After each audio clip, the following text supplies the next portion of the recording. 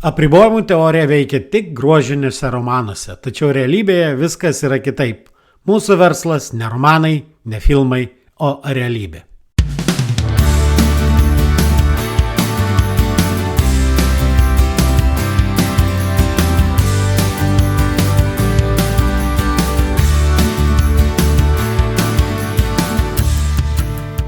Sveiki, jūs klausotės podcasto Nuo amato prie verslo, kuriame tikima, kad verslas turi būti pajamų, pasiekimų ir pasitenkinimo šaltinis, o ne tik kelti stresą ir deginti laiką.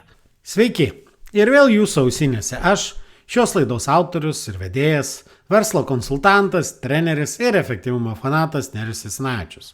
Jūs klausotės 114 tinklalaidės epizodo.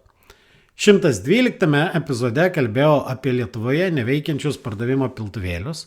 Pastarąjį 113 epizodą pavadinau Lean neveikia Lietuvoje. Tas epizodas sulaukė labai daug perklausų. Aišku, sulaukiau įvairių kaltinimų, pradedant, kad neetiška apribojimų teorijos atstovai kritikuoti Leaną. Taip pat nerimtas, nes padariau clickbaitinį pavadinimą ir panašiai. Prisipažįstinsiu, kad pavadinimas tikrai clickbaitinis. Tačiau manau, kad turinys visiškai ne clickbaitinis. Ir manau, kad marketingistai pritars, dėmesys yra gerai. Clickbaitiniai pavadinimai ir clickbaitinės antraštės blogos tik tada, kai turinys prastas. Na, o šį kartą šiame epizode ištesėsiu savo pažadą ir pakalbėsiu apie tai, kaip neveikia apribojimų teorija. Man tikrai nekartą yra tekę girdėti komentarų apie tai, kad apribojimų teorija neveikia. Taip, viskas labai gražu romanuose, bet realybėje tai neveikia, nes mūsų verslai yra realybėje, o ne romanuose. Aišku, tai nebuvo komentarai iš labai daug pasiekusių vadovų ar verslininkų, bet tie žmonės irgi nebuvo visiškai prašalaičiai versle. Taigi, pasižiūrėkime, kokios yra esminės apribojimų teorijos prielaidos ir ar tikrai jos neveikia Lietuvoje. Ir ar ta metodika neveikia ne tik Lietuvoje, bet apskritai jinai tinka bet kokiai organizacijai. Taigi, pirma labai svarbi bet kurios organizacijos prielaida, apibūdinant iš apribojimų teorijos organizaciją, yra tai, kad visos žmogiškosios organizacijos sukurtos tam, kad pasiekti vienokį ir kitokį tikslą. Jeigu kalbam apie verslo organizacijas, jų tikslas uždirbti pinigų daugiau ir ateityje, dabar ir ateityje. Jeigu kalbam apie nepelno siekiančias organizacijas, jos irgi siekia kažkokių tikslų. Ar tai užtikrinti teisėsaugą, ar tai duoti daugiau sveikatos, ar tai skleisti žinias, vystyti mokslą ir panašiai. Taigi, organizacija, čia ir prielaida, kad organizacijos turi tikslą. Taip pat, kita labai svarbi prielaida apribojimų teorijos yra tai, kad organizacijos turi apribojimų. Nes nei viena organizacija negeneruoja begalinio, neriboto tikslo vienetų skaičiaus. Ir jeigu mes kalbam, pavyzdžiui, apie verslą ir jo tikslus, nei vienas verslas neturi begalinio pelno. Ir jeigu mes sakom, kad organizacijos generuojama tikslo vienetų skaičių riboja apribojimas, vadinasi, norėdami, kad ta organizacija būtų daug efektyvesnė, tai yra generuotų daugiau tikslo vienetų, turime sutelkti savo dėmesį apribojimą. Taigi, kaip grandinės analogijoje, mes, jeigu turim grandinę, bet kokia organizacija ar verslas gali būti prilygintas grandiniai. Kodėl? Nes yra du esminiai aspektai tiek organizacijoje, tiek ir grandinėje.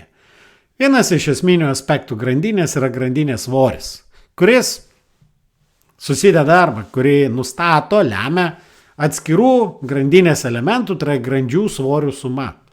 Tas pats yra organizacijoje. Analogija yra organizacijos veiklos išlaidos. Tai yra, kiek organizacija sudegina pinigų, generuodama savo tikslo vienetų skaičių. Kas nulemia sudeginamų pinigų skaičių, kaip ir grandinėje atskirų grandžių svorių suma, taip organizacijoje kiekvienas jos padalinys degina pinigus ir Visos organizacijos sudeginami pinigai nulemiami atskirų padalinių sudeginamų pinigų kiekiu. Tačiau grandinė neturi siekti būti tik lengva. Taip? Nes svoris grandinės yra svarbiausias tikslas, o grandinės stiprumas. Kaip ir bet kurios organizacijos tikslas nėra turėti nulinės išlaidas. Dėl to grandinės stiprumas yra jos tikslas ir grandinės stiprumą nulemia silpniausia grandis. Viena silpniausia grandis. Kodėl viena? Nes jeigu jinai ne viena, jinai nėra silpniausia. Ir jeigu mes norime sustiprinti grandinę, mes turime sutelkti savo dėmesį į silpniausios grandies stiprinimą. Lygiai tas pats organizacijoje, jeigu mes norim, kad organizacija generuotų daugiau tikslo vienetų, mes turim užtikrinti, kad mes geriau išnaudojam ir plečiam tą apribojimą. Taigi, pasižiūrėkim, jeigu jūsų organizacija turi tikslą ir to tikslo vienetų skaičius yra ribotas, vadinasi, organizacija turi apribojimą. Ir aišku, mes galime stengti sumažinti organizacijos išlaidas, bet kaip verslo tikslas nėra taupyti, o uždirbti pinigų, kaip ligoninės tikslas nėra taupyti, bet duoti kuo daugiau sveikatos, tai per visų organizacijų tikslai yra kuo daugiau tikslo vienetų, o ne sumažintos išlaidos. Dėl to mes turim sufokusuoti savo dėmesį į apribojimą. Nes jeigu mes sutelksim dėmesį į apribojimą, tikslo vienetų skaičius neišaugs. Dėl to apribojimų teorija turi 5 fokusavimusi žingsnius, kaip tobulinti organizacijas. Pirmas žingsnis turim nustatyti, kur yra mūsų sistemos apribojimas. Tas apribojimas gali būti tiek vidinis, tiek išorinis. Kai jau nustatėm, kur yra apribojimas, turim nuspręsti, kaip maksimaliai išnaudoti apribojimą. Kodėl mes ne iš karto plečiam tą apribojimą? Todėl, kad labai tikėtina ir praktika tą rodo labai dažnai, jeigu mes nežinojom, kur yra apribojimas, bent dalį to apribojimo mes išvaistome. Taigi mes turim priimti sprendimus, kaip mes maksimaliai išnaudosim apribojimą, kaip mes iš jo išspausime kaip galima daugiau. Trečias žingsnis yra subordinuoti visą sistemą, tai yra pajungti visą sistemą apribojimo išnaudojimui.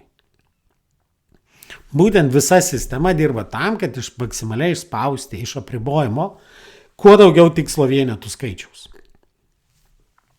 Tik 4 žingsnis yra plėsti apribojimą. Kodėl? Todėl, kad kai jau mes maksimaliai išspaudėm, nes pirmiausiai nustatyti, išnaudoti ir subordinuoti, pirmi 3 žingsniai dažniausiai nereikalauja esminių investicijų.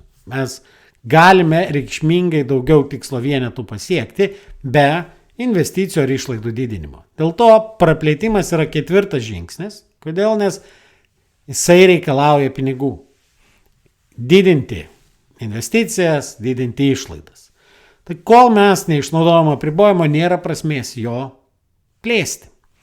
Ir aišku, 4 žingsnėje, plėsdami apribojimą, stiprindami silpniausią grandį, kažkuriuo metu mes atsidursime toje situacijoje, kad tai nebebus silpniausia grandis, kad tai nebebus apribojimas ir apribojimas persikels į kitą vietą. Ir jeigu apribojimas persikelia į kitą vietą, mes turim 5 žingsnį, kuris sako, jeigu apribojimas persikelia į kitą vietą, grįžkime į 1 žingsnį. Tačiau yra labai svarbus perspėjimas, nepasiduokime organizaciniai inercijai. Ką tai reiškia? Turime peržiūrėti visas taisyklės ir pakeisti tam, kad jos jau subordinuotų naujajam apribojimui. Vėlgi, pasižiūrėkim, ar jūsų organizacija netitinka šitų prielaidų. Jeigu atitinka šitas prielaidas, reiškia apribojimų teorija veikia. Aišku, priklausomai nuo to, kurioje vietoje yra apribojimas ir kokio tipo jūsų organizacija, apribojimų teorija turi tuos įrankius, kurie padeda geriau išnaudoti tą apribojimą. Tai jeigu jūsų organizacija yra gamybinė, gamybos valdymui, planavimui ir valdymui yra nuostabus sprendimas, kuris vadinasi būgnas buferis virvė, kurį labai gražiai Goldratas aprašė pačioj populiariausiai apribojimų teorijos knygoj, romane, dėl kurio ir kaltinamas apribojimų teorija, kad veikia tik romanuose, bet jinai iš tikrųjų veikia ir gyvenime, tai knygoje tikslas. Jeigu dar neskaitėt knygos tikslas, tikrai rekomenduoju paskaityti. Jūs suprasite esminius principus apribojimų teorijos ir pamatysit, kaip tai gražiai veikia ne tik tai gamybinėse įmonėse, nors romane aprašyta gamybinė įmonė. Taigi gamybos sprendimui yra būgnas, buferis, virvė. Jeigu turim atsargų valdymo įmonę, kurioje yra kiti apribojimai, mes galime panaudoti taip vadinamą dinaminio buferio valdymą. Tai yra arba apribojimų teorijos sprendimą tiekimui, tai vadinasi TOC replenishment. Jeigu jūs esate projektinė aplinkoj ar paslaugų aplinkoj, tai kritinės grandinės metodas arba patobulintas ypač daugia projektiniai aplinkai sprendimas, kuris pristatytas naujausioj knygoj, kurie jau parašė, tiksliau sakant, ir išleido jau ne Elijahu Goldratas, nes jo jau nėra 14 metų su mumis, bet jo dukra, kuri kartu su savo broliu ir Goldrat Consulting komanda ištobulino projektinį sprendimą ir ta knyga vadinasi Goldrato srauto valdymo taisyklės. Jeigu jums reikia sprendimo rodikliam ir finansiniam valdymui, finansinių sprendimų priėmimui, yra pralaidumo apskaita irgi labai svarbus įrankis. Taigi, jeigu jūsų organizacija negeneruoja tikslo vienetų skaičiaus tiek, kiek jums norisi, tai yra begalybė, vadinasi, organizacija turi apribojimą ir jūs sutelkę dėmesį tą apribojimą gausite daugiau rezultato. Tai kaip gali toks principas neveikti kokioj nors organizacijai? Galbūt tiesiog ne visai teisingai taikomas vienas ar kitas įrankis. Kokios dažniausiai klaidos ir priežastys, kodėl organizacijos sako, kad apribojimų teorija neveikia, pakalbėsiu po nedidelės pertraukos. Dar kartą noriu padėkoti jums, mėly tinklalaidės klausytojai ir prenumeratoriai.